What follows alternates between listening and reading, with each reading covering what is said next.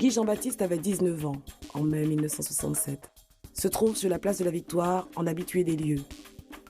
Il sera arrêté et considéré en émeutier. Il raconte. Un attroupement place de la Victoire, quel que soit là où il se situerait par rapport à la chambre de commerce, ne pouvait passer inaperçu. C'est un lieu incontournable, il était impensable, surtout à cette époque-là, que je ne sois pas place de la Victoire, puisque c'est là où on passait, ma génération et moi, le plus clair de notre temps. Il y a cette échauffourée, place de la Victoire, qu'il y a des gens qui sont tués, il est compréhensible que les gens sont partis et sont rentrés chez eux. Mais il ne devrait pas y avoir de suite. Il n'y a pas de couvre-feu, c'est une affaire qui est réglée. À mon avis, il n'y a pas derrière ça, après les événements de la place de la Victoire, des raisons qu'il y ait quoi que ce soit ailleurs. Ceci dit, donc, à partir de là, bon, moi je suis rentré chez moi et vers 19h, 19h30, je suis sorti pour aller rejoindre des amis vers la cité Henri IV. Et c'est de là que je me fais embarquer par les soins d'un policier guadeloupéen comme moi-même, qui a estimé qu'il fallait m'arrêter, tout simplement. J'étais tout seul. Il y a eu un excès de zèle des policiers guadeloupéens à l'époque qui voulaient démontrer leur sympathie ou ils avaient peur du maître, ou je ne saurais l'expliquer, qui allait au-delà de ce qu'on leur demandait. À aucun moment, les CRS ou gardes mobiles ou, comme on les appelait, les légionnaires, n'ont décidé d'arrêter qui que ce soit. Ce sont eux qui décidaient, qui arrêtaient les gens, qui faisaient celui-là, qui faisait monter dans un camion. La route, elle est longue jusqu'à la prison. Je crois que la prison, c'était vraiment, au lieu de l'appeler la prison, c'était la libération. La première chose, c'est le camion. Dans le camion, les gens sont allongés par terre et les képis rouges, avec les pieds et leurs bottes dessus, et pilonnés à coups de crosse. Ça, c'est la première chose. Je vous passe de détails. La deuxième, c'est l'arrivée à la sous-préfecture, couché à même le sol, les mains derrière la tête et les jambes ouvertes.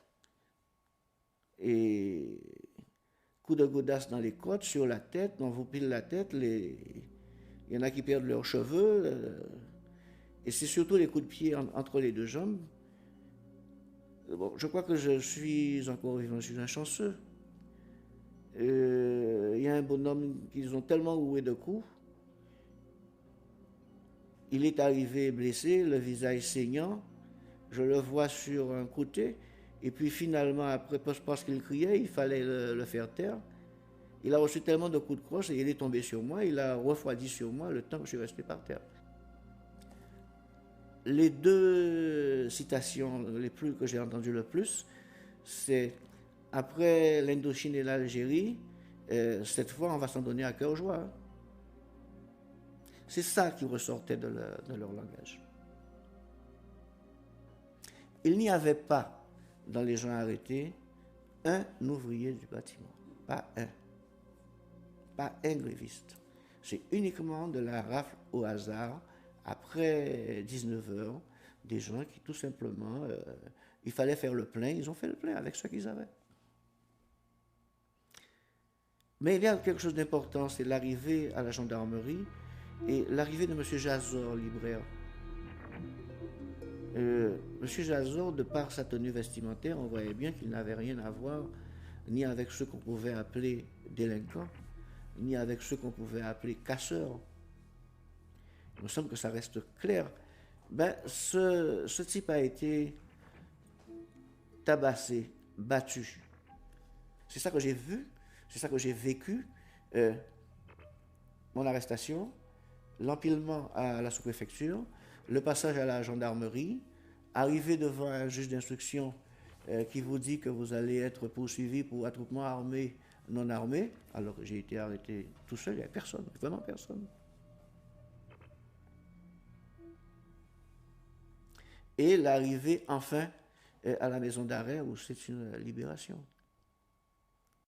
La prison, une libération. C'est l'étrange sentiment ressenti par Guy Jean-Baptiste. Il sera lourdement condamné et y passera plusieurs mois. 40 ans plus tard, il s'interroge encore sur les motifs de son arrestation.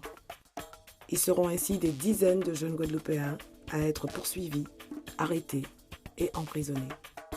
L'épisode judiciaire de mai 1967 commençait.